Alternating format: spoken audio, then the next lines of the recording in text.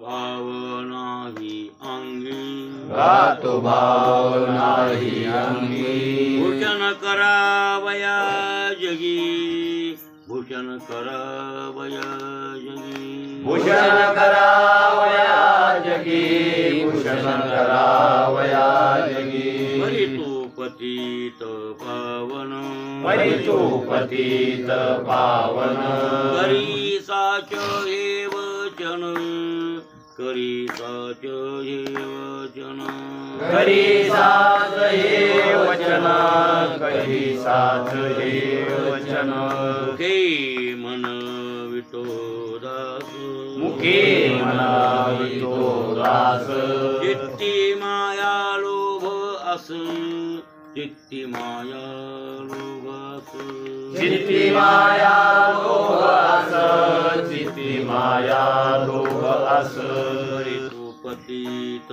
पावन परी तू पतित पावन करी साच हे वचन करी साच हे वचन करी साच हे वचन करी साच हे वचन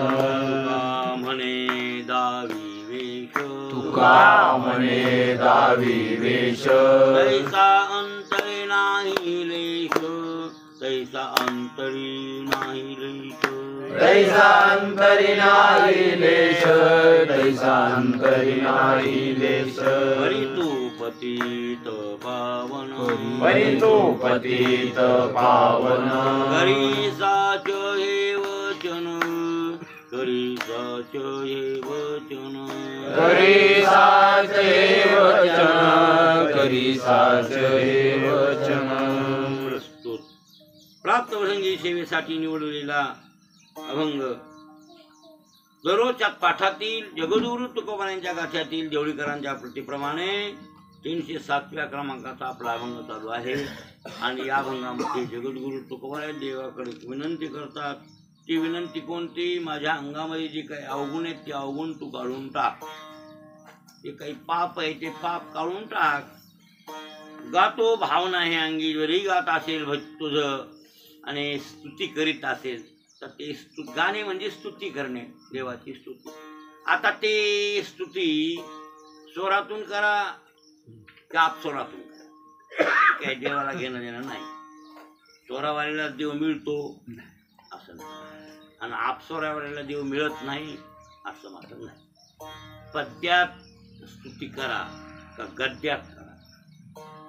पद्यात म्हणजे पदबंध यमक येते लावून अशी स्तुती करा तरी जमत, किंवा गद्यात म्हणजे सरळ सरळ पेपर वाचल्यावर तशी स्तुती करा तरी ती देवाला आवडते. कळलं? कोणत्याही पद्धतीनं करा. गाणं म्हणलं की मग स्वर लागतो, गाण्यासाठी स्वर लागतो आणि कवित्व चांगलं असतं वाचायला. गद्यापेक्षा कवित्व बरं. वाचे बरवे कवित्व, वाचे बरवे कवित्व. कवित्वी पण रसिकत्व. कवितेमध्ये रस आले पाहिजे. काय आले पाहिजे? नवरस आले पाहिजे. संघार अधिक संघार शिकवून रोज वीर भयानक हा विविध अद्भुत शांत असते रसापूर्व उदार हा हे नवरस त्यात आले पाहिजे. आणि वाचे बरवे कवित्व, कवित्वी रसिकत्व आणि रसिकत्व असून परतत्वाचा स्पर्श पाहिजे. रसिकत्वी परतत्व स्पर्श जाईल. परतत्व स्पर्श म्हणजे परब्रह्माचा वर्णन तिथं असलं पाहिजे. कळलं का? म्हणजे ब्रह्मानुवाद असला पाहिजे. ब्रह्माविषयी बोलणं असेल तर त्या कवित्वाला काहीतरी किंमत येते, नाहीतर मग ते डबगाणे त्याला काय करायचं. तसे तर त्याला टमाटर कोणाला जोडता येईल, पण त्याच्यामध्ये ते आलं पाहिजे, रस आले पाहिजे. रस येऊनही परतत्वाचं वर्णन आलं पाहिजे असा त्याचा अर्थ आहे. मग आता मी बरं इतकं हे कवित्व बरोबर आहे, त्याच्यात रसही आणता येतील, परतत्वाचा स्पर्शही त्या वर्णनात असू शकतो, पण त्याला लागतो संग काय? भाव. काय लागतो? भाव, संग. मग भाव असेल तर बरं आहे आणि भाव नसेल तर काय उपयोग नाही. मग महाराज म्हणजे बा माझ्यात भाव नाही देवा. आता त्यांच्याकडे नाही असं नाही, पण ते त्याची लहानपणा घेतात. माझ्याकडे भाव नाही, मी भूषण करण्यासाठी गाणं गातोय देवा. मग ते असे काय प्रकारचे दांभिकपणा माझ्याकडे आहे ते तू काढ. दांभिकता म्हणजे पाप आहे आणि ते पाप तू काढून टाक. काय माझं पाप ठेवू नको. देवाला विनंती करू लागले, तू कसा आहेस पतिताला पावन करणार, तू परी तू पतित पावन आणि करी साचे हे वचन. आपलं तिसरं चरण चालू आहे. मुखे म्हणवी तो दास, तोंडानं म्हणवायलो मी की पांडुरंगाचा दास आहे म्हणून, असं म्हणवायलोय. लोकांना म्हणायलो की मी दास आहे देवाचा. असं जरी म्हणत असेल तर चित्तात मात्र माया आहे, मोह आहे, नाही माया आहे, लोभ आहे आणि आस. या तिन्ही गोष्टी माझ्या चित्तात ठासून भरलेल्या आहेत. खरं ते सांगायलो म्हणजे आपल्या चित्तातला. आणि मग देव तर ओळखतोच की. मग मला वाटते ओळखू येण्यापेक्षा आपणच अगोदर परिहार दिलेला कोणता वाईट आहे का? माणसा आहे पशी बी समोर काही बी तुम्ही वागले तरी काय कळत नाही का इतकं. समोर चॅप्टर तुमच्यासारखा म्हणल्या बघितल्या टिक्याला ओळखतो महाराज. कोणाच्या मनातला काय भाव आहे हे सांगायची गरज नसते. हे बरोबर, पण ते लोक झाकून ठेवायला बघतात. कोणी बी आपली काही चूक झाली का ती झाकून ठेवायला बघतात. ते बिरबल आणि बादशाह म्हणजे अकबर आणि बिरबल ही दोघांची जोड आहे. अकबराच्या काळात बिरबल मंत्री होता आणि लय चॅप्टर होता. कोण? बिरबल लय चॅप्टर. आणि ते अकबर कलेचा चाहता, हुशार माणसाचा चाहता, म्हणून तर तानसेन सारख्याला पोषित होता. तानसेन सारख्याला राजाच्या बरोबरीने वागवले त्यानं. अकबर आणि मुसलमान आहे अकबर, पण तानसेन ब्राह्मण आहे आणि तरी त्याला त्याच्या बरोबर वागविलं. कशासाठी? गायन कला त्याला आवडत नाही अकबराला. आणि मग बिरबल बी त्या मंत्री होता पण डोसकेबाज होता. पण त्याला बिरबलला एक किंमत दरबारा जास्त. ते कोण? अकबर हा, ते दोघांचा जोड होता बरं काय. हो. आणि इस्लाम लोकांमध्ये ते एक दिवशी अत्तर तेल लावू लागला अकबर. अकबर चिकाटीबाज होता बघा. सगळा भारत देश ताब्यात आणला जवळजवळ त्याला. 4 आणि काही दुसऱ्या ताब्यात असेल हे मराठवाडा. बाकी सगळं त्याचं राजे झाले तिकडं सगळीकडे. केवढा मोठा श्रीमंत आहे ते राजा आहे गो, काही कमी झाले. अत्तर तेल लावता लावता थोडा ठिपका पडला. ते डोकावून बिरबल लांबून बघू लागले. ते ठिपका पडलेला त्यानं असा होता. कोणी? अकबर. ते वाटोळ व्हायले म्हणून तेल वाटोळ व्हायले म्हणून असं उचललं आणि पुन्हा अंगाला लावलं. असं ते उचलून अंगाला लावलं. त्याच्यात ते त्यानं पाहिलं. कोणी? बिरबलनं पाहिल्या ह्याला थोडी लाज वाटली. म्हणला बिरबल म्हणेल काय सरकार आहे, कुठं एवढा मोठा माणूस पडलेला थेंब कुठं अंगाला लावायला, किती चिकट आहे माणूस, असं वाटल. कोणला? बिरबलला. म्हणून बिरबलला झाकून ठेवण्यासाठी अकबर काय म्हणला, औदार्य दाखवायचं होतं. कोणला? अकबराला. हा, बिरबल एक हौदभर अत्तर तेल आपल्याला वाटायचे लोक. 2-3 दिवसाला असं त्याच्या मनात आलं. एक हौदभर. किती? एक हौद का थोडा काय? किती रुपये लागतील हो? कोट्यवधी रुपये लागतील ना. एवढीशी बाटली घ्यायला 100 रुपये म्हणायले आणि त्या हौदभर टाकायचं म्हणलं लय पैसे लागतील ना तेवढे. लागू द्या म्हणला, काय लागेल ते. पण लोकायला अत्तर तेल हौदभर वाटायचे. कोणाला किती घेऊन जायचे तितकं बाटल्या भरून घेऊन अशी मोकळी जेवढी. एक दिवशी अत्तर तेल भरून टाका, तो मंत्री येस आणि ते काम सांगायलो. हौदभर अत्तर तेल टाका आणि सगळ्या लोकायला वाटा. जवळीच्या गावात कोणाला किती न्यायचंय तितकं अत्तर तेल न्यावं असं सांगा. हौदभर अत्तर तेल वाटलं मला. आणि मग बोललं बिरबलला. म्हणजे ती थेंबाची बुजवणी करायची होती. बरोबर बैठो. अत्तर तेल एक हौदभर वाटलं. किती औदार्य आहे असं असं हुशार त्याला सांगायचे. ते बिरबल लय हुशार होता. ते म्हणला, सरकार जे बुनसे गई ते हाऊस से नाही आहे.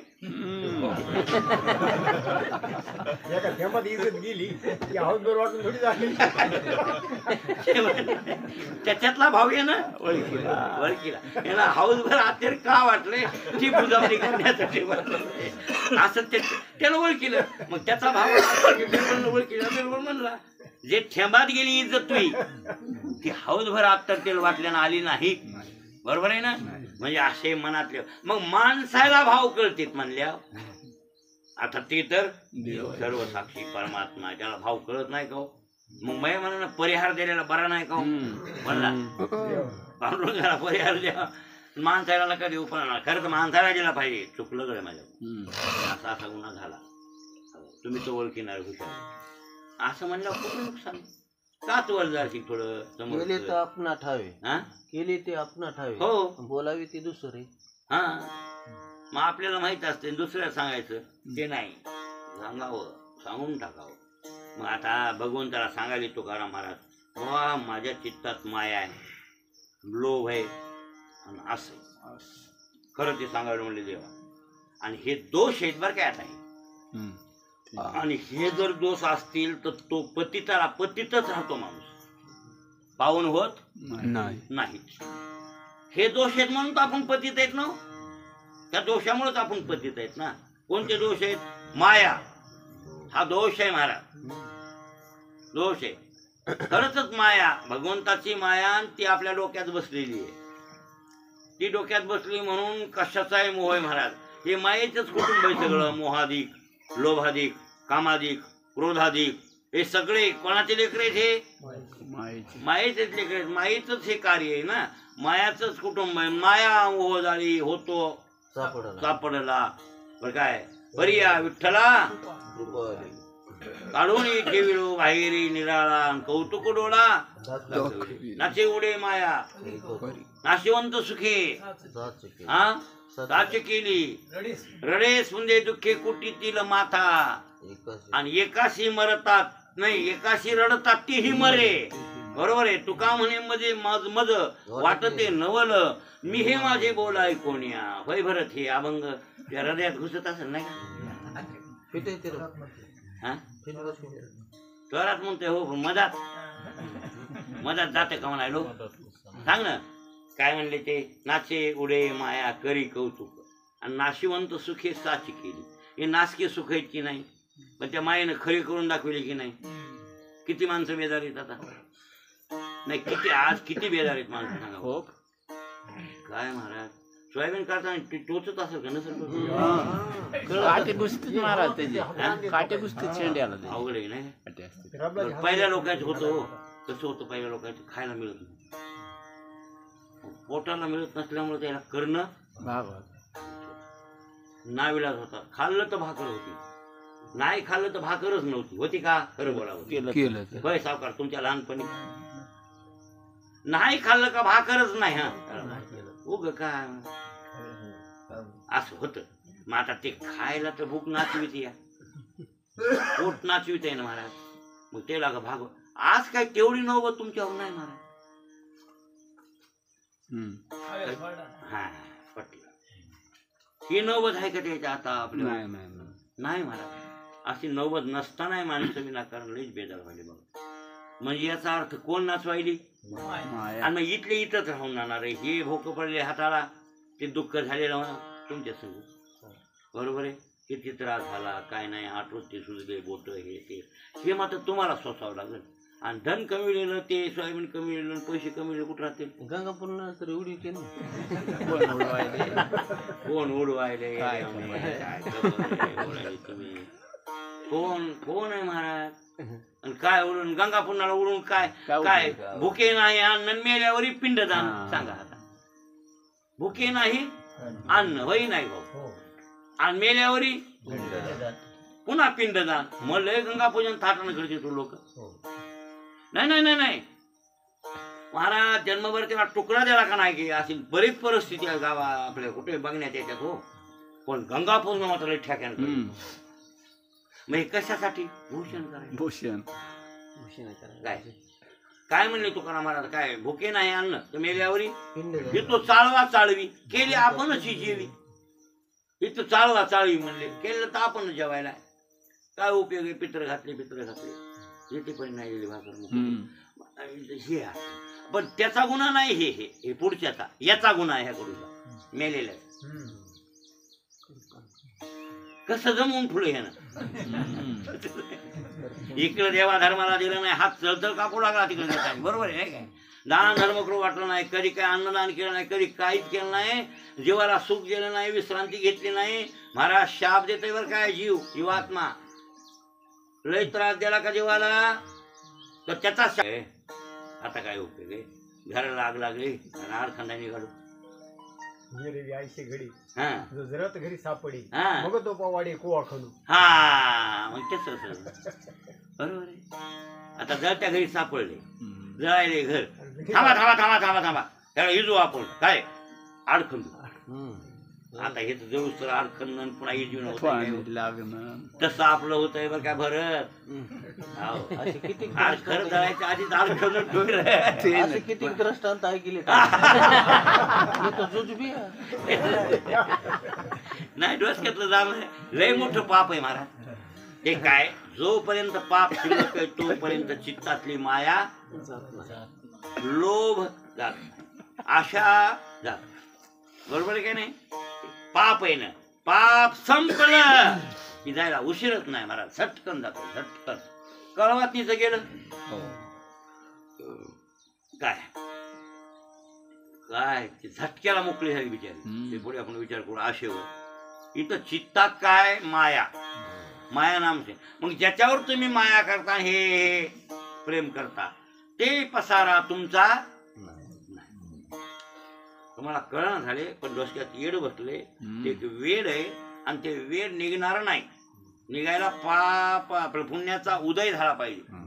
काय झाला पाहिजे? पुण्याचा उदय झाला पाहिजे आणि पाप संपलं पाहिजे, तर ते डोसक्यातलं येड निघते. नाही तर निघतच नाही महाराज, येड निघतच नाही. आणि हे जन्मोजन्मी त्रास देते आपल्याला. आजच्या जन्मातलं येड हे जन्मोजन्मी. हे गाय बैल मुंगळे बघा ना, उंदरं सुद्धा पिले करतात. ते पिले जर बिळात भिजू लागले, त्याच्यात गव्हात पाणी देताना मी बघत होतो. अरे ते पिल्ले मधात असायचे छिद्रात, आपण पाणी देताना पाणी सगळ्यात सोडलं की मग त्या गव्हात मी स्वतः पाणी दिले गव्हाला. गावखरच्या माळ्यात वडिलांना ते आम्हाला सांगत, पहिले माणसं ठासून सांगत होते.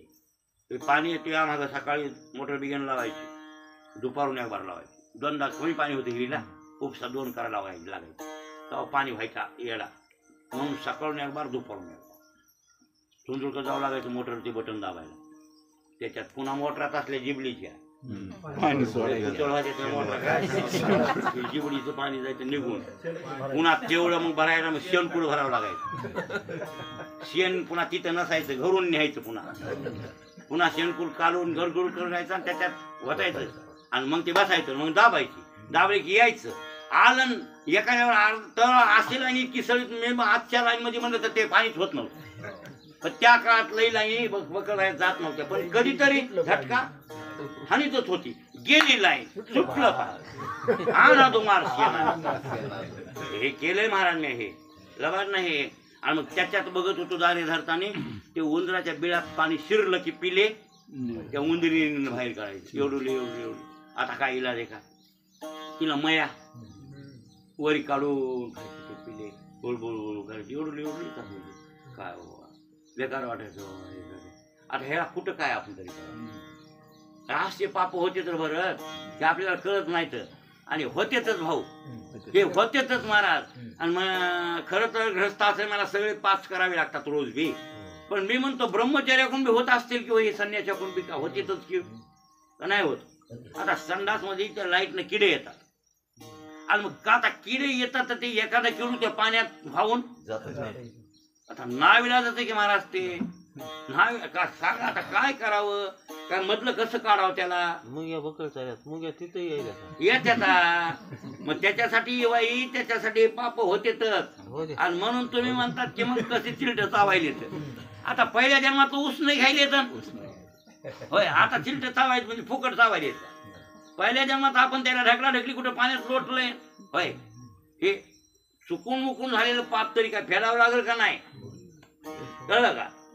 म्हणजे पाप होत आहेत महाराज. नाही करीत म्हणलं तरी, संसार म्हणलं की पाप, या देहाच्या संगतीत काहीतरी पापे होतातच, कळत न कळत. पायानं चालताना किडे रगडतात असे. पण असो जाणून बुजून लोक करतात ना, हे तर अज्ञात पातक आहे. आणि अज्ञात पातक विश्वर नामस्मरणानं, गंगा स्नानानं, म्हणजे साधारण प्रायश्चित्त आहे. काय नामस्मरण भगवंताचं साधारण प्रायश्चित्त आहे भाऊ. त्याला तकलीफ नाही ना काही. नाही नामस्मरण घ्यायला काय तकलीफ आहे? काहीच नाही. राम राम राम राम एखादं किलो मेलं राम राम राम राम काय करावं देवा. इतका म्हणून नशिबाला आणलंस तू. चैतन्य रूपानं तू माझ्यात आहेस ना आणि ते आमच्याकडून मारून घेतोस तू. तुझं स्वरूप आहे ते. आमचा पाप वजा होते. मग गंगेचं स्नान केलं अमावश्याला, पर्वकाळाला, सोमावत्या अमावश्याला. तुमचं पाप मागं 7 दिवसातलं कोणतं अज्ञात बर काय किती त्या कोणते पाप जाते अज्ञात म्हणजे न कळत झालेले पाप. पण कळत जाणून बुजून मग जाणून बुजून बी पाप आपण आपल्या कुटुंब पोषणासाठी करतो का नाहीत करू. मनसंकल्पाचे पापी जाती तीर्थाची ही बाबी. हो जातच नाही तर मनपूर्वक केलेले पाप कसे जातील हो. मुद्दाम केलेत ना. मग आपल्या कुटुंब पोषणासाठी आपण ते करतो. कशासाठी? म्हशीचं दूध जास्त काढायचंय आणि तिचं दूध जास्त काढून आपल्याला कमवायचंय. मग हलगट मिळलं तरी हरकत नाही. त्याला दूध उलसक पाचतो मागायला पाना किती पाना काय आता माग मग आता ते पोटानं तळमळत. आज तुमच्या लक्षात येत नाही. लक्षात येत नाही आज काय गुन्हा केला. ते तळमळायला गेले त्याला तळमळून आपले लेकर आपण जगवायलो थोडस पापच व्हायले हे असं लक्षात आलेला माणूस नाही करणार नाही का. पण ते आपल्या डोसक्यातच येत. मी असे किती पाप तुम्ही करायले. आपण लय पाप करायले हो. कशासाठी करायले? कुटुंब माया. या कुटुंबाची माया मी कमवा पैशाचा लोभ हे सगळं आणि याच्यासाठी तुम्ही करायले. म्हणून हे दोष आहेत ना. मग भगवंताचा दास म्हणून घेणारा जो माणूस आहे त्याच्यात हे दोष नसतात. जे भगवंताचा दास आहे का खरा दास बनलाय का त्याच्यात हे दोष नसतात. तुकाराम महाराज म्हणले मुखे म्हणवितो मी मुखानं दास म्हणवितोय पण कृतीत दास्यत्व उतरलेलं नाही. चित्तात काय आहे माझ्या तर माया लोभन आस. माया लोभय असे म्हणून भगवंताची माया आहे. म्हणून तर त्याची माया आवरण्यासाठी आवरी आवरी आपुली माया. आवरी आवरी त्याला हाका माराव्या लागतात हो. त्याची माया आहे ना. हो एक लक्षात ठेवा. एकच लीला तरले जे सर्व भावे भजले तया आयलीची थडी सरले माया जळ. दैवेशा गुणमयी मम माया दुरत्या मामेवे प्रपद्यन्ते माया मे तांतरंती. ते माया तरुण गेले भगवंताच्या भक्तीनं. हाका मारल्यामुळं ती माया तरतात लोक. ही भगवंताची माया भाऊ. आणि मायेचं कार्य ते मोहाधिक. मोहाधिक हे मायेचं कार्य आणि मोह बेकार आहे. आणि हे माया आणि लोभ. तुम्हाला तिथं म्हणलो नरकाच्या 3 दरवाजापैकी एक दरवाजा आहे. नरकाचे 3 दरवाजे काम एक आहे, क्रोध 2 आणि लोभ 3. म्हणून तर स्वरूप मंदिरी होते मी एक. काय ब्रह्मस्वरूप त्या स्वरूपात आपण एक काय करायचं हाणून लागतं कोणाचं येते ते स्वरूप मंदिर म्हणजे आत्मस्वरूप. आणि त्या आत्मस्वरूपात होते मी एक. नाथ महाराजांनी सर्प नावाचं एक अभंग केला. त्याचं नावच आहे सर्प. अभंगाचं नाव काय? सर्प. सर्प आहे. सर्प नावच त्याचं सर्प आहे. म्हणजे स्वरूप मंदिरी होते मी एकली माया सांजवेळ अविद्येच्या बिडी. माझे तुझे चालता पाऊली मोह भुजंगे धरिली करांगोळी. ओ लोभ सर्प डंखला करो आशा लहरी तापला माझा देह. तृप्ती वारा खाली ओ गुरुमाय. काय आणि लोभ सर्पला डंखला लोभ रूपी सर्प चावलाय. आता काय करावं. हे लोभ खराब आहे बरं. माया कार्य ते लोभ आणि लोभ धरले आहे काय चांगलं नाही. मोह धरले ऐसे होईल. आस्ती प्रतिष्ठा जाईल परलोकही अंतरेल ऐकीस. चांगलं नाही. अर्जुनाला तेच भगवंतानं शिकविलं. आणि माया मोह घालण्यासाठी उपाय. आणि माया मोह ज्याचे गेले तर तो भगवंताचा दास ठरू शकतो. जोपर्यंत माया मोह जात नाही तोपर्यंत दास ठरू शकत नाही. मग हे दोष घालवावे यासाठी तू पतित पतिताला पावन करणार. आम्ही पतित आहेत देवा. ज्याला माया मोह लोभ आहेत ना ते माणसं कोण? पतित आहेत. मायशी आपतितांचा करावा या उद्धार. असा पतिताचा उद्धार करायला संत एक आले आणि देवाचा आहे का? म्हणून देवा आम्ही पतित आहे, तू पावन करणार आहेस, मग आम्हाला ह्या दोषापासून पावन कर. आम्ही असे पळलेलो आहोत, कळत आमचं पतन झालंय देवा. आम्ही खाली खाली घसरलो देवा. तुकाराम महाराज विनंती देवाला करतात. महाराज मुखे म्हणवितो दास, चित्ती माया लोभ आणि आस. लोभ चित्तामध्ये लोभन काय? आस. हो महाराज, आशा. आशा मायेचं एक उत्तर रूप आहे. बद होय काय भेव आहे? सगळे तुम्ही आम्ही आशेचे दास आहेत म्हणून गुलाम आहेत. म्हणून गुलाम आहेत आपण प्रत्येकाचे गुलाम आहेत. कामाचे क्रोधाचे. म्हणून तो म्हणले ना, नाही होईल सत्ता दुजियाची. नाही होईल सत्ता. एक अभंगाचं चरण आहे. तुका म्हणे निज भोगईल निजता, नाही होईल सत्ता दुजियाची. आपल्यावर आपली सत्ता आहे का दुसऱ्याची सत्ता आहे? सध्या कोणाची सत्ता आहे बालू? हा, आपल्यावर आपली सत्ता नाही. ही आशा मोह लोभ काम क्रोध हे सगळे अविद्येचे लेकर आहेत. आणि अविद्या म्हणजे मायेचं एक जरा थोडस मळकट स्वरूप. अविद्या काय? अविद्या वेगळी, मायेपासून अशी एवढं समजू नका. फक्त काय ती शुद्ध सत्वगुणी माया आहे आणि मलिन सत्वगुणी अविद्या. फरक दोन्हीतला एवढा आहे. मलिन आणि शुद्ध म्हणजे काय मानिका? आव तू आतापर्यंत श्रवण केलंस काय? शुद्ध बंधन करीत नाही ना. हा, ती माया सत्व शुद्ध बंधन करीत नाही ना. मलिन अविद्या बंधन करते. मलिन कशामुळे म्हणायचं तिला? तिने बंधन केले जीवाला. हे लक्षात ठेव. ऐक आता, ऐक. सजवळीला आले तो आणखीन ऐकलंच नसतील. अरे शुद्ध सत्वगुणी माया ईश्वराची उपाधी, मलिन सत्वगुणी अविद्या जीवाची उपाधी. बरोबर आहे ना? शुद्ध सत्वगुणी माया ईश्वराची उपाधी आहे. म्हणजे तिच्यात दोन गुण नाहीत असं समजू नका. म्हणजे रस्तम तिच्यात आहेत तिच्यात बी आणि अविद्येत बी आहेत. पण एक लक्षात ठेवा, सत्वगुणाला दाबून रजोगुण तमोगुण वरी होत नाही. म्हणजे सत्वगुण वरी राहतो आणि ह्या दोन्हीला दाबलेला असतं. ते स्वरूप आहे मायेचं. कळलं का? आणि सत्वगुणाला दाबलेलं आहे आणि रस्तम वाढलेले असं स्वरूप आहे ती अविद्या. म्हणून तिला म्हणायचं मलिन सत्वगुण. सत्वगुण आहे तिच्यात बी, पण कसा आहे? मलिन. मलिन का? ते दबलाय आणि दोन गुण मोठे झाले आणि ह्याला दाबून टाकले. कोणाला? सत्वाला. आणि म्हणून ते झाला मलिन आणि मग ते अविद्येत स्वरूप आहे. आणि इकडं मायेकडे त्रिगुण. मायात त्रिगुण हायतच. माया म्हणजे त्रिगुणात्मक आहे का? कशी आहे? ईश्वराला बंधन करीत नाही. अरे होर वागा, मग कामून नाही ते सांगायलो ना. कामून नाही बंधन करीत. सत्वगुण मोठा आहे आणि रजोगुण तमोगुण लहान आहेत. म्हणजे त्याच्या दाबात आहेत ते. सत्वाच्या दाबात हे दोन गुण आहेत. ती माया आणि ती ईश्वराची उपाधी आहे. म्हणून ईश्वराला दाबीत नाही का? सत्वगुण मोठा आहे ना.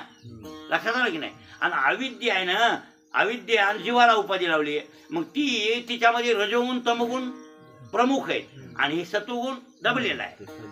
त्याला म्हणायचं मलिन सत्वगुण.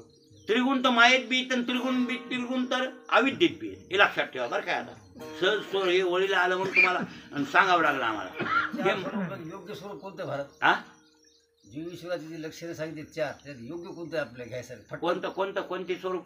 आता हे एक स्वरूप कोणतं? आता तुम्ही सांगितलेलं कोणतं? शुद्ध सत्वगुण माया ईश्वराची उपाधी. हो. मलिन सत्वगुण अविद्या जीवाची उपाधी. हो. आणि पुन्हा विक्षेप शक्तिवान, आवरण शक्तिवान, हा, हे एक स्वरूपच आहे ईश्वर जीवा ईश्वराचं. कसं कसं कसं? विक्षेप शक्तिवान जीव ईश्वर, आवरण शक्तिवान जीव, हा, माया उपाधी ईश्वर, हो, अविद्या उपाधी किंवा कल्पना अविद्या जीव, हो, पुन्हा कारण उपाधिवान ईश्वर, कार्य उपाधिवान जीव. बर. हो. चार लक्षणापैकी योग्य लक्षण कोणतं आहे? फटकन हे आपलं स्वरूपच नाही. हे चारी बी आपलं स्वरूप नाही. मग सिद्धांत आपलं स्वरूप शुद्ध ब्रह्म आहे. हो पण हे- आपल्या स्वरूपात ह्या गोष्टी नाहीत आणि ज्या आपल्या स्वरूपात ह्या गोष्टी नाहीत ते खरं आपलं स्वरूप आणि त्या स्वरूपाची प्राप्ती करून घेणं आपलं कर्तव्य. शेवट ईश्वर जरी झाला तो उपाधियुक्त आहे आणि जीव जरी झाला तो उपाधियुक्त आहे आणि निरुपाधिक व्हावं ते आपलं स्वरूप. आणि शुद्ध स्वरूपाला उपाधी कोणती नाहीच, अजिबात उपाधी नाही. त्याचं नाव आहे शुद्ध ब्रह्म. त्याच्यात कोणतीच उपाधी खपत नाही, नाहीच ते. आणि ते स्वरूप आपलं मूळ आहे, आपलं मूळ स्वरूप. मग तुम्ही ते होण्याचा प्रयत्न करावा. ईश्वर व्हायचं नाही, कुठस्थ तर नको नको. आणि हे तुमचं का कुठस्थ बी लक्षात आलं का, अविद्येचं प्रतिबिंबित आहे ते. तुम्हाला काय माहिती, प्रतिबिंब मायेचं प्रतिबिंबित आहे ईश्वर. मायेचं प्रतिबिंबित्व ईश्वर आहे, लक्षात आलं की नाही. आणि अविद्येचं प्रतिबिंबत्व कुठस्थ आहे, कळलं का. त्याच्यामुळे ते अविद्येच्या पडद्यावर चमकायले आणि ती पुन्हा परावर्तित व्हायला अंतकरणात तुमच्या जीवाच्या कर्मामुळं. जीव तरी का आला ते, त्याच्यात पुन्हा वापस आलं आणि वापस येऊन त्या अंतकरणात प्रकाशित केलं त्यानं, त्या कुठस्थानं साक्षीनं. लक्षात आलं की नाही. आणि मग ते त्याच्यात प्रकाशित ते झालं, ते प्रतिबिंबित पडलं त्या अंतकरणामध्ये. पण अंतकरणात प्रतिबिंबित का झालं, अंतकरणाची सत्वगुणाचं कार्य अंतकरण आहे, स्वच्छ उपाधी असल्यामुळं त्याच्यात चमक पडली त्याची, कशाची, त्या कुठस्थाची अधिष्ठानाची चमक पडली मधात, बस. आणि मग हे खरंच चैतन्य तुमचं ते कुठस्थच आहे. पण कर्म आणि वासना या दोन्हीमुळे त्याला मिसळा झाली म्हणून जीव झालं. तैसे भूत जात सर्व झालं. पण ते हे एकदम योग्य माझ्याची पटकन चिर लक्ष अवयव. देण्यासाठी कोणतं नाही. स्वरूप घ्यावं आपलं स्वरूप शुद्ध आहे, हे घ्यायचंच नाही. तो सिद्धांत आहे. त्या अविद्येकडे घ्यायचं नाही, मायेकडे जायचं नाही. हे आपलं स्वरूपच नाही. आपलं स्वरूप आहे जिथं काहीही नाही खपत. चिदानंद रूप शिव हमशो, हे तरी वाच्यार्थात म्हणावं लागायले. चिदानंद काही म्हणायचंच नाही असं आपलं स्वरूप. तिथं थोडंही बोलणं खपत नाही, कोणता युक्तिवाद जिथं चालत नाही. अशा प्रकारचं जे स्वरूप आहे ते कसं आहे, हरे हा गुप्तची ओळखावा. अरे हा हे तुमचे तुम्ही ओळखून घ्या. किती बी सांगितलं एखाद्या सद्गुरूनं आपल्याला तर ते सांगण्यात येतच नाही. तर ते ब्रह्माचं ज्ञानेश्वर महाराजांनी एवढी 9000 ओव्याची ज्ञानेश्वरी केली, त्याच्यात बी त्यांना उघड सांगता आलं का, सांगा बरं. कुठे उघड सांगितलंय. मग उघड तर आम्ही पटकून धरीत होतो त्याला. हात इंद्रिय करी भोगी इंद्रिया करी म्हणले ना. मग काय म्हणले, हात इंद्रिय तरी भोगी इंद्रिया करी म्हणले ना, का ठिकाणी प्रतिज्ञा केली ना. अरे हो बाबा मान्य आहे ना, पण कोणतं काय सांगा की. तेच म्हणालो कोणती आती इंद्रिय पण इंद्रियाकडे भोगवी, पण काय सांगा ना. ईश्वर स्वरूप बनते ते बिंब प्रतिबिंबात बरोबर आहे. काय काय काय ब्रह्मरूप झाला काय, ईश्वरूप झाला काय. हे ईश्वर नाही, ईश्वर तर मायेनं ग्रासलेला आहे.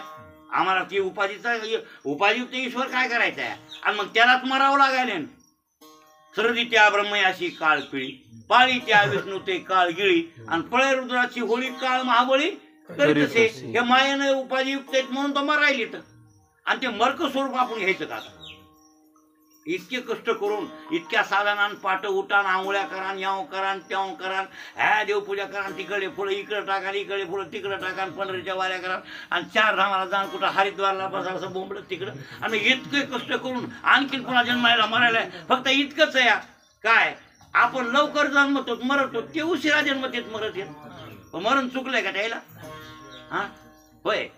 अरे तुम्हाला सहज जाऊ द्या आता ऐका असं वय विद्यारण्य विवरणकार दोघा आहे विषय. काय विद्यारण्य स्वामी आणि विवरणकार. हा काय आला. जीव विश्व स्वरूप बेकार मानला एक, काय ब्रह्मस्वरूप मानला. जीव ब्रह्मस्वरूप मानला एक, हा. जीव विश्वस्वरूप मानला. ईश्वरस्वरूप म्हणजेच ब्रह्म असा विषय आलेला आहे. अरे हो, ईश्वर असो, जीव असो वा कुठस्थ असो, तर हे स्वरूप घ्याय आपण इथं ग्राह्य नाहीत. आपल्याला शुद्ध ब्रह्मस्वरूप आहे का त्याची प्राप्ती करून घ्या. याची प्राप्ती करा असं कोण्याही ग्रंथात वर्णन नाही. ईश्वर कशाला व्हायचं मरायला. नको नको. सर्वज्ञ ईश्वर कसा आहे, सर्वज्ञ. एकाच काळी त्याला एकाच टायमाला सर्व जगातलं कळतंय.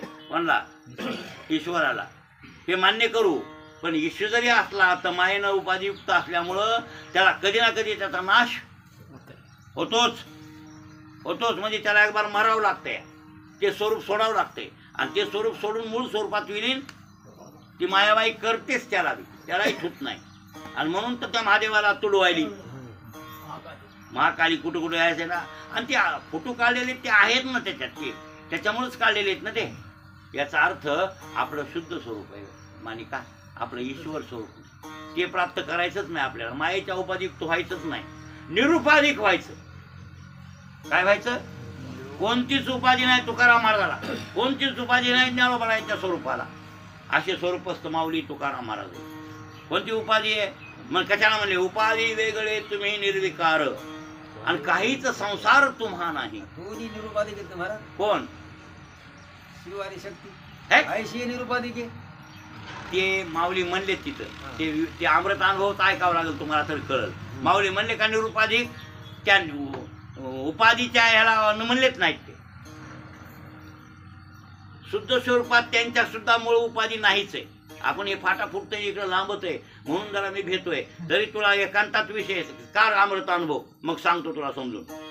म्हणले ना तिथं, आईशे निरुपाधिके जगाशे जनके ते वंदिले म्या मूळके देवोदेवी.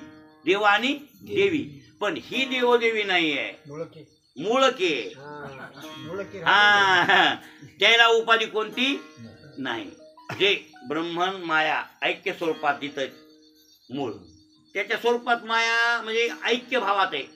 आणि ती ऐक्य भावात असलेली माया ती निरुपाधिक म्हणले. ह्या पुढच्या मायेला नाही म्हणले. हे नाही भाऊ. अहो, बी आणि मोड फरक असेल की नाही? मूळ स्वरूप कोणतं आहे? बी. आणि मग त्याचा मोड, पुन्हा तिवणा डिरून, पुन्हा हे झाड, आणि पुन्हा फळं येणं, हे संसार वर्ष गेला मांडवाला येईल. गेला मानवाला येईल. काय करायचं? मूळ स्वरूप कोणतं? तसं ते ब्रह्म. जाऊ दे आता, ते विषय पुन्हा बघू. ते हे नवनाथासारख्याला नाही करायचं ना, बोर होते का? होतात नाही बोर नाही, बोर होते रे मला. हे कळावं रे, हे कळल्यावर चांगलं विचार सागर ऐकावं. माझं तर मत आहे बाबा, माणसानं जन्माला यावं आणि ब्रह्मज्ञान ऐकूनच मरावं. माझं ब्रह्मज्ञान ऐकून मी भूमिका आधी तयार करावी. कयाची? अंतकरणाची. हो, ऐकण्याची नाही, अंतकरणाची. बी पेरा निघाला आणि जमीन पडक. कुठलं उघड सांगा. मग आधी काय करावं लागेल? पाया पाया घालून घालून घालून घालून तिंबून नेट किंवा काय डोंबे मेनून द्यावा काय. आणि असा हस्ताचं ऊन आणि पाऊस पडलेला वलवंड, आणि त्याला काय वापस निघतात मधातून, आणि टाकलं की बी चौथ्या दिवशी मोड. हा, चौथ्या दिवशी मुस्कुनी बरी दिसलीच पाहिजे अशी वरी. हा, पण पाळ्याची मेहनत तशी अंतकरण शुद्धी करावी आणि विचार सागर ऐकावा, ब्रह्मज्ञान ऐकावं, मुक्त व्हावं. बरोबर आहे ना? असं. अरे आपलं स्वरूपच ते आहे खरं, आपलं हे स्वरूप नाही आहे. बरं आपलं चाललंय काय? आपलं मी आता कुठं होतो, कुठं निघून गेलो की आपल्यावर सत्ता काम करायचं चाललंय. हा, आपल्यावर सत्ता कोणाची? काम करू. तुकाराम महाराज त्याच्यानंच म्हणले बघा तिथं काय, तुका म्हणे निज. मला वाटते कोणते हो बाबा, पण सुरुवात काय अभंगाची? हे बोला, अभंग सुरुवात कुठून झाला ते? हा, काय अभंग आहे? बुडकाडा समजा म्हणून नव्हतं. बुड काढल्यावर सगळं म्हणून दाखवतो. अहो, उलटे या उजळणी. त्याला म्हणतो विद्यार्थी खरा. वय काय 21 पुन्हा 22 पुन्हा 23 असं येईल. 30पासून मागे यावं. 30, 29, 28, 27 असं मागे यावं लागतं. 26, हा, 25, मग ते उजळणी करी. बरोबर आहे की नाही? 22. हा, हे महत्वाचं आहे. बघा ना काय तुका म्हणे निज भोगईल निजता शेवटचं चरण आहे. नाही होईल सत्ता दुजियाची. साधावा तो देव सर्वस्वासेसाठी. प्रारब्ध ही तुटी क्रियमान मग कासे पुन्हा संसार. बीजाच्या अंकुर दग्ध होती जिने दिले त्याशी द्यावा पिंडदान. उत्तीर्ण चरण धरून व्हावे तुका म्हणे निज भोगईल निजता. नाही होईल सत्ता दुजिया. त्या मग गंगापूरला घ्यायला जमते बघा. कुठे घेतला? असं आहे का? हा, कुठेतरी घेतला असेल. हो, काय काय म्हणलो आता? आता आता सांगा बरं. आता म्हणा. देव हा, बोला. सर्वस्वातीसाठी हा, प्रारब्ध तुटी क्रियमा हा. मग कसं आहे आणि हा पुन्हा संसार हा बीजाची अंकुर दग्ध होती हा. जिने दिली ती अशी देवा पिंड हा. दान उत्तीर्ण चरण धरून व्हावी हा. तुका म्हणे निज भोगेल निजता नाही सत्ता दुजियाची नाही होईल सत्ता. दुजियाची मग कोणाची सत्ता आहे आपल्यावर? कोणाची सत्ता आहे? दुसऱ्याची सत्ता कोणाची? बरे कामा करू मोहाची माईची. भाऊ भाऊ सगळ्याच्या आपण तडाख्यात सापडलोत की नाही? हो लय सासरवास आहे आपल्याला. बाय मी जाते ग माहेराला माझ्या मूळ घराला. बाय मी माझ्या मुलीचे 3 सासरे. एक आहे गरीब बिचारा पण मी बोलत नाही त्याला. बाई मी जाते ग. हे सगळा सासरवास त्याच्यात वर्णन केला मुक्ताबाईनं. मग आपण सासरवासीत लोक आहेत ना. हा? म्हणून तुकाराम महाराज आपल्याला म्हणले ना, आता माझे मागे नका येऊ कोणी सासरवासीनी बाई आणू. जा सोयाबीन काढायला जा बोमलस कुठं सासरवास नेतो तुम्ही कशा आहेत? सासरवास. म्हणजे तुम्हाला हे मधल्याचा सासरवास आहे आधीच आणि पुन्हा ह्याचा सासरवास झाला म्हणून त्याचा ताप लागला. पुन्हा लागला इंदिरा गांधीचा. हे मधला नसल्यावर ते लागत नाही ना भाऊ. नाही ते मधला काढला का ती गेलंच नाही. त्याचा काय करताय भाऊ? उतार्याचा बाहेरल्या काय सटक्याला माणूस पडून जाईल. मरा नाही चुलीत जा काढा चलो आनंदी. बरोबर आहे की नाही? मधला सासरवास नसल्या ह्याला भेटतो का माणूस? माणूस भेटे काय? घरच्या बायकोला लेकराला भावायला भेटाय माणूस. पण भ्यायले कोणला? मधले. मोह आशा माया. आशा माया नाव अक्का हे रांडा सळायला आता. बरोबर आहे? लक्षात आलं? हे मोह सळायला मोह दादा, हे अहंकार दादा सळायलाय, हे लोभ दादा सळायलाय, काम दादा सळायलाय, क्रोध दादा, आणि हे सगळे मधातले सळायले. आणि त्याच्यामुळे घरचा घरचे लोक फायदा घ्यायचे. आपला फायदा बरं काय भरत. त्याच्यामुळे दादा मी चालू कबड्डी खेळ. तुम्ही आणा तुम्ही ढोर राख. दादा मी गावाला चालू तुम्ही म्हैस वळा. हे फायदा आपला घ्यायला कोण? घरचे. का म्हणून घ्यायला? दुश्मनाला कळलं ना. म्हणला सासरवासी होते सासरवासी. म्हणून तुकाराम महाराज म्हणले, आता माझ्या मागे नका येऊ कोणी सासरवासीनी बाई आणू. तुम्ही सासरवासी आणि आम्ही मात्र नाहीत म्हणले. आम्ही मोकळ्यात आलो. काय हे मोकळे आहेत बरं का. विराणी प्रकरण बघा ना तुम्ही. हातीने माता नगरे माघारी वैसले शेजारी गोविंद घरनिगी झाले. बघा हे अभंग सगळे वाचून बघा. तुकाराम महाराजांनी कसा गहू कापला होता मग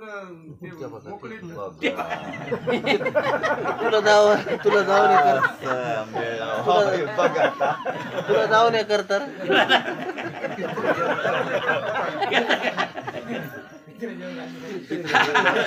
अरे बायकोला पित्र घालायचे. बरोबर आहे? आज पित्रतिथी. तर ती काय म्हणली? जिजाबाई तुमच्या बापाची आज पित्रतिथी म्हणली. सकाळ सही करून द्यायची आहे कोण द्यायचं तर ध्याने बी नाही का माझे झाले आणि पिटले पितरांचे मुक्ताचं कळते का? या बद्दाला बद्ध लोकांना कळते का त्याचा भाव अधिकार नाही कळत. मग ते बद्ध लोक आपल्या व्यवहारासारखं बघतात. बरं काय? मग ते जिजाबाईने सही करून दिली. माय तुम्ही पितराची तिथी आज तुमच्या बापाची तुम्ही काय हे बी नाही काय नाही घरी. ते म्हणले आज पितर तिथी का? हो बरं म्हणले. मग सांगून येतो पितरवाल्या. आका द्यायला गेले. मग तुझ्यासारखा पाटील गावातला सांगितला या जेवायला. त्याला माहित होतं याचं का वावर हे असं हे. अरे ह्याच्या घरी काही नसते तरी ते हो म्हणला ना पितर घरी. अरे मा म्हणली मग आता मला हे आणून कवा देताना आता घरी काहीच नाही म्हणली. गोड डाळ हे ते अमुक टमुक टमुक. ते म्हणले जातो आणायला आणि निघाल्या भांडाऱ्याला रस्ताना. तर हे पित्राची गहू कापा काय जाते लो ठरला रस्ता कळायचा. भगवंत पितराचं पितर करील आपल्याला काही गरज नाही त्याची. आणि पितराचं पित्र ज्ञानार्दन ते तृप्त केला हे आणि बाकीच्या पित्राची काय गरज आहे? हे लोकांना कळत काही निघाले महाराज भांडाऱ्या. ते वाटण लावले. शेतकरी एक होता. ते शेतकऱ्यांना अरे तुकाराम कुठे चालला? ते म्हणजे भजन करायचं डोंगरावर. आर काय म्हणा. आणि मग तिकडं काय कर तिकडं म्हणालो म्हणला कोणी गहू जर मिळाले तर आणाव. का? आमच्या बापाची पित्र दिसली. ते म्हणला अरे गहू काढ. हा पुन्हा 4-5 पेंड्या तुला देतो मी. तुकाराम म्हणाले तस बसले येळा घेऊन तिथंच खबर दिवस माणूस काल लाग त्याचा आज 100-1 पेंड्या काढल्या असेल की महाराज काय कामदार होते कर कर कर कापलं ते खावच्या पेंड्या बांधल्या हुशार होते कोण बेतले आणि मग त्यानं दिल्या 2-4 पेंड्या दिल्या महाराज ते म्हणला काम कसं फुकट घ्यावं दिलं आणला तो आता जिजाबाईनं 2 वाजता लावलं माय कवा आता कवा सामान येत आहे कवा सामान आणि 2 वाजता इकून तिकून काय लाकलं प्लेट करून काहीतरी आणून डाळ गुळ उलसं कापलं पित्राला जेवाय पुरतं त्या पित्रावाल्याच्या घरी गेली मला म्हणले तुम्हाला जेवाय सांगायला ते मालक हो आणि चला जेवायला ते म्हणला कुठे गेला तुकाराम कुठे गेला सकाळपासून बेपत्ता आहे म्हणले कुठे गेले म्हणले सामान आणतो म्हणून गेले आणि तिकडेच बसले काय करा म्हणली कोण जिजाबाई चला आणलं त्याला वाकडं तिला जेवू ते जेवून गेला मग दिवस मला आले आणि मग म्हणले हे बा काय आणि हे आता गहू बडव मी जरूर आणतो आता स्वयंपाकावर आता जागरायचं महाराज याच्या डोसक्यात नव्हतं हे लौकिक नव्हता अरे बाबा ते कसं आहे त्यांची स्थिती मुक्त आहेत ते आणि त्यांना पितराचं कुठं बंधन आहे कर्माचं बंधन त्यांना तत्र को विधी निषेध हा विधी निषेध त्यांचे पितर ब्रह्मदेवापासून तृप्त झालेत वरापास्तोर त्याच्या बापाचे बाप किती कुळ्या उद्धरल्या कोणी तुकोबा आहे आणि काय ते मरायला कुठं पितर लोकात राहिले हे जे पितर सगळे मुक्त झाले हा याच्यावर ऋणच नाही पितरायचं तर कळलं का मग याला पितर घालायची काय गरज आहे मुक्त यायला नाही म्हणून संन्यास आश्रमात पितर कुठे येतं नाहीत महाराज त्यानं सर्वस्वाचा त्याग केला विषयाचा त्याग केला की संपलं विषयाचा त्याग केला की पितर घालायची गरज नाहीच पण ते लौकिकात घालावं लागतं का लोकायला मार्गाला लावण्यासाठी चला आपला टाइम जास्त झाला काही 5 मिनिटं मानिकानं वाढवलं काही हे ना काय घेतलं आपण कशाच्या दाबात इथे बोला आशेनं मायेनं लोभानं बांधलेलं आणि हे काम क्रोधाधिक सगळे आपल्याला त्रास करायचे आणि आपण सासुरवासी आहे आपण कसे म्हणून तर कागा सासुरवासी मज केले भगवान आहे ना काकड्या कागा सासुरवासी मज केले हा पुन्हा हाय का स्वाधीन तुमच्या काही हाय का काही नाही तुमचं सगळं लोकांच्या ताब्यात गेले कामाच्या क्रोधाच्या लोभाच्या मोहाच्या गेलं आणि ह्याच्या ताब्यात गेले म्हणून बायकोच्या बी गेले बसा बस चला शेताला निघाला इळा घेऊन डोळ सोडा बरोबर आहे ना ह्याच्या ताब्यात गेलं म्हणून त्याच्या ताब्यात चौकून तुम्हाला काय झालाय सासुरवास झालाय बंधन झाले म्हणजे सासुरवास झालाय असं तुमचं झालंय तुमचं म्हणजे आपलं बरं का आपण सगळे एकच आहे असं झालंय आपलं